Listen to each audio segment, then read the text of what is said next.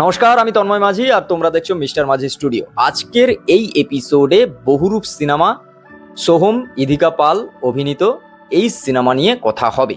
হ্যাঁ, এই সিনেমাটা এত সুন্দরভাবে প্রমোশন করার পর এই সিনেমাটায় অনেকগুলো লুক প্রস্থেটিক্সের ব্যবহার, এইভাবে মাস কমার্শিয়াল একটা এতদিন পর সোহমের কামব্যাক।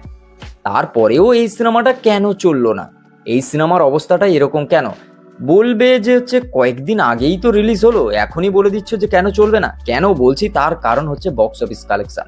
আর এই সিনেমা নিয়ে লোকজনের হাইপ, এই সিনেমা নিয়ে লোকজন কতটা এক্সাইটেড। কিংবা তোমরা ধূমকেতু দেখেছো, ধূমকেতু নিয়ে তার ফ্যানেদের কিভাবে এক্সাইটমেন্ট সেটা তোমরা দেখেছো। এবার তাহলে বহুরূপ এই সিনেমাটা নিয়ে এইভাবে এরকম কেন হলো সেটা নিয়ে আলোচনা করব পুরো ভিডিও। নতুন হলে সাবস্ক্রাইব করো, ফেসবুক থেকে দেখে থাকলে পেজটাকে ফলো করো। চলো শুরু করা যাক। এই সিনেমায় অনেকগুলো কারণ রয়েছে এই সিনেমা না চলার। প্রথমত গল্প, দ্বিতীয়ত এই সিনেমায় যে ভিএফএক্স এর কাজ হয়েছে বা সিনেমাটোগ্রাফি নিয়ে একটু প্রবলেম রয়েছে এই সিনেমার মধ্যে। আর সব থেকে বড় কথা, গল্প প্রেডিক্টেবল। একটা যখন তোমার কোনো সিনেমা যদি সিরিয়াল কিলার বা এই ধরনের যদি স্টোরি হয়, সেখানে না সাসপেন্স ক্রিয়েশনটা একটু হাই লেভেল থাকা উচিত। আর ওই টুইস্ট ব্যাপারটা যদি তুমি ব্যাক টু ব্যাক দিতে পারো বা টুইস্ট ব্যাপারটা যদি সেই লেভেলের কাজ করে, তাহলে গিয়ে কোথাও সিনেমার হাইপটা অনেকটা চলে যায়। দেখো, স্টার দিয়ে সিনেমা যদি হতো বা সুপারস্টার মেগাস্টার দিয়ে যদি সিনেমা হতো, তাহলে তো অনেক কিছুই হয়ে যেত। হ্যাঁ, সেটা দিয়ে প্রথম 3 দিন বা ফার্স্ট উইকে কালেকশনটা করা যায়। কিন্তু যদি সেই সিনেমাটাকে আরো 50 দিন 100 দিন চালাতে হয়, তাহলে গিয়ে গল্পে দম থাকা দরকার আছে বস। সেখানে গিয়ে কোথাও একটা বহুরূপ এই সিনেমা পিছিয়ে গেছে। আর এই সিনেমা না চলার কারণ আরো একটা বড় কারণ রয়েছে, সেটা হচ্ছে সোহম। হ্যাঁ, কেন বলছি, তোমরা যারা সোহমের ফ্যান, তোমরা বলবে যে কমেন্ট বক্সে এসে হয়তো তোমরা গালাগালি দিতেই পারো, কিন্তু তোমাদের এটাও ভাবা উচিত যে একজন অ্যাজ আ কমার্শিয়াল মুভির নায়ক হিসাবে তাকে তুমি কেমন দেখতে চাও। না বলছি না যে 6 প্যাক 8 প্যাক এই ব্যাপারটা থাকতেই হবে, কিন্তু সোহম কোথাও গিয়ে সেই মন মানে না দেব তো হয়ে গেল, ছাড়ো, মনের মানুষ বলো, তারপরে তোমার সেই সময়কার প্রেম আমার মুভিতে যেভাবে দেখা গিয়েছিল। আর সব থেকে বড় কথা, একজন সিনেমার আর্টিস্ট যে ভাবে হয়, সেটা গিয়ে কোথাও সোহমকে সেইভাবে লাগছে না। আর সব থেকে বড় কথা, একজন সুপারস্টার হিসাবে তো লাগছেই না। আর সেখানে সোহমদাকে কাজ করার দরকার আছে নিজের ফিগার বলো, নিজের ফিজিক বলো, এইসব বিষয়ের ওপর। আর সব থেকে বড় ব্যাপার, কোনো সুপারস্টার বা কোনো স্টারের বদনাম থাকলে কিংবা কোনো স্টারকে নিয়ে যদি বারবার কন্ট্রোভার্সি হতে থাকে, তাহলে কিন্তু তার সিনেমায় খারাপ ইফেক্ট পড়ে। সেটার জলজান্ত উদাহরণ বহুরূপ সিনেমাটা মোটামুটি ভালো এভারেজ সিনেমা, ভালো হওয়া সত্ত্বেও কিন্তু পাবলিক দেখতে যাচ্ছে না। আমি যে সিনেমা হলে দেখতে গেছিলাম, সেই সিনেমা হল ফাঁকা গেছে ভাই, সেই শো ফাঁকা গেছে। সেই তুলনায় বলছি, কবেই বা রিলিজ হলো, এই তো সেদিন রিলিজ হলো সিনেমা, তাতেই এই অবস্থা। সেই কারণেই আজকের বলছি। কারণ তুমি দেখো, এই সিনেমাটা চলাকালীন বা এই সিনেমার যখন গ্লিমস বলো বা পোস্টার বলো, যখন একের পর এক আসছিল, তখন থেকে একটা কন্ট্রোভার্সি চলেই যাচ্ছিল। আরেকটা জিনিস মাথায় রাখবে, যে স্টার বা সিনেমা আর্টিস্ট পলিটিক্সে গেছে, তার বদনাম হবে।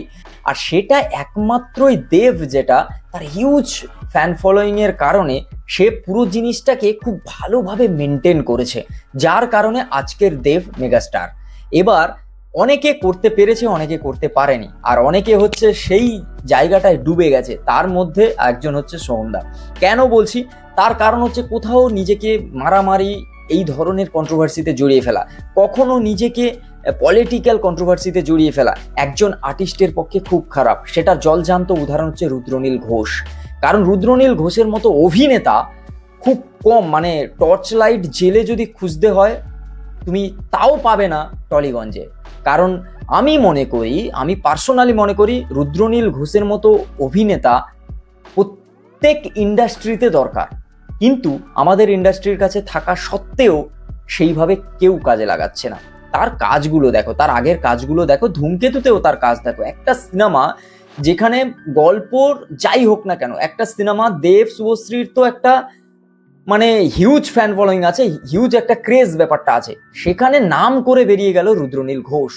তার মানে বুঝতে পারছো যে মানুষের ক্রেজ কতটা থাকলে, মানুষের কাজ কতটা থাকলে সেই জায়গাটা, নিজের জায়গাটা নিয়ে আলোচনা করতে বাধ্য করে।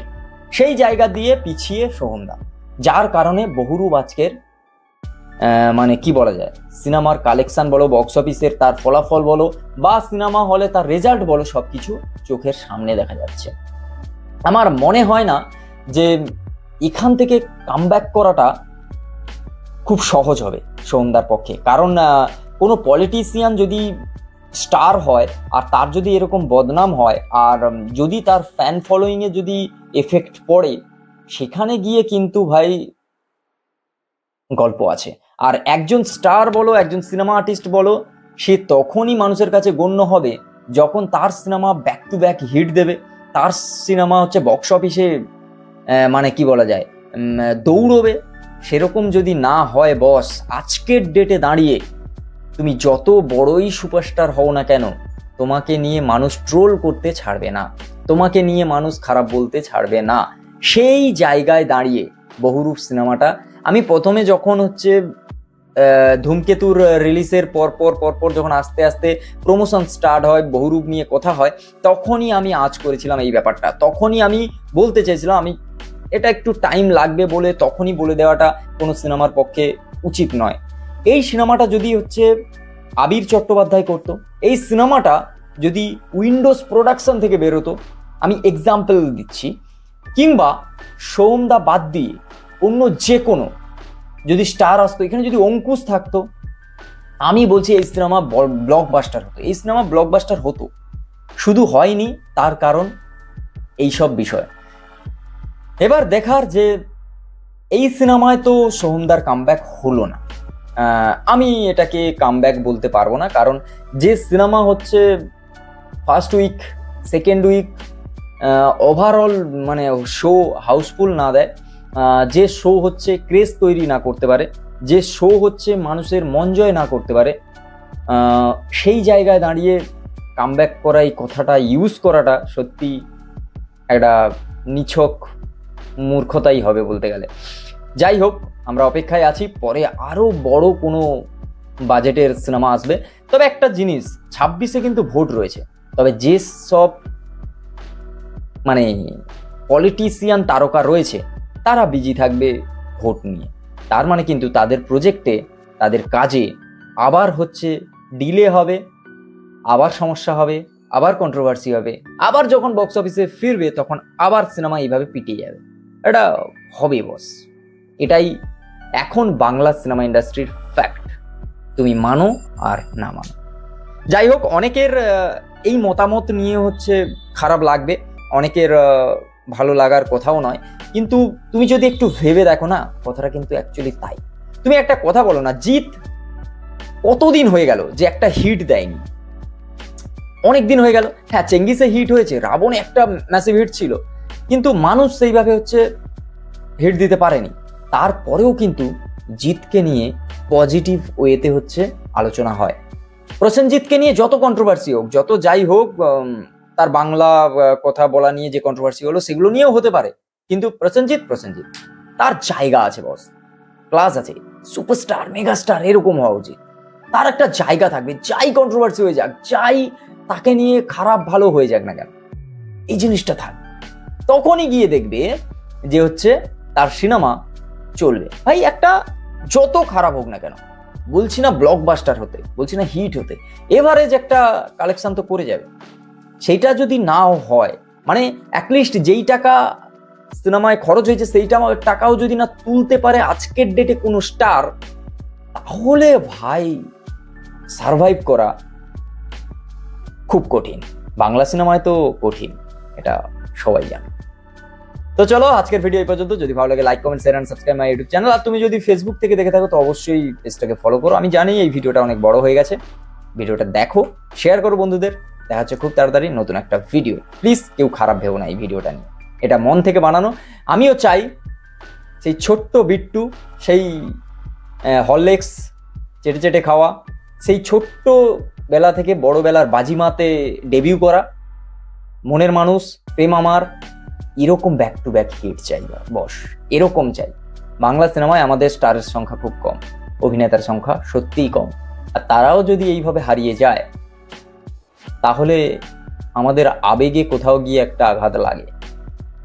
মন থেকে বললাম, সিরিয়াসলি। চলো, দেখাচ্ছে খুব তাড়াতাড়ি নতুন একটা ভিডিও। টাটা।